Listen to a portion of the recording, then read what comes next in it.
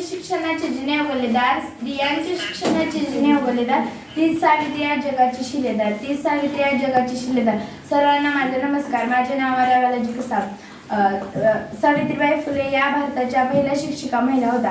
त्यांचा जन्म 3 जानेवारी 1831 रोजी सातारा जिल्ह्यातील नायगाव येथे झाला. त्यांच्या वडिलांचे नाव खंडोजी नवसे पाटील व त्यांच्या आईचे नाव लक्ष्मीबाई हे होते.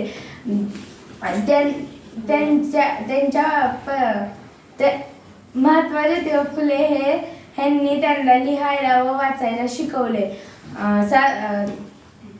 त्यांना सन 1848 मध्ये भारतात पहिली मुलींची शाळा सुरू केली. समाजाच्या भल्यासाठी त्यांनी अनेक ठिकाणी भाषणे केली व समाज चळवळीत उभ्या राहिल्या. व्यक्तिमत्व होत्या त्यांचा म्हणून असे म्हणावे वाटते की समाजाच्या भल्यासाठी जिने दिली ज्ञानाची सावली, समाजाच्या भल्यासाठी जिने दिली ज्ञानाची सावली. धन्य ती आहे क्रांती ज्योती सावित्री माऊली, धन्य ती आहे क्रांती ज्योती सावित्री माऊली.